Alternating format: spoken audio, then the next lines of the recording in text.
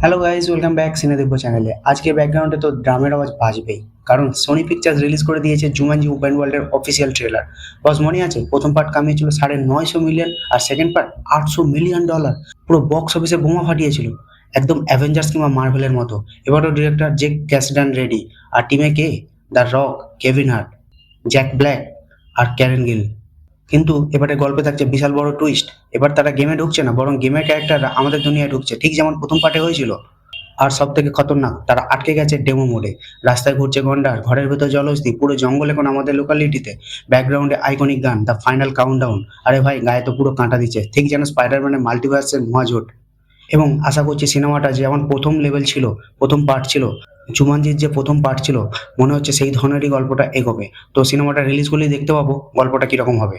ট্রেলারটা যদি তোমরা দেখে থাকো তাহলে অবশ্যই কমেন্টে জানাও তোমাদের কেমন লেগেছে। আর যদি ভিডিওটা ভালো লাগে, লাইক আর শেয়ার করতে ভুলবে না। আর আমার চ্যানেলে নতুন হলে অবশ্যই সাবস্ক্রাইব করে দেবে। দেখা হচ্ছে পরের ভিডিওতে। ভালো থাকবে, সুস্থ থাকবে। জয় হিন্দ, বন্দে মাতরম।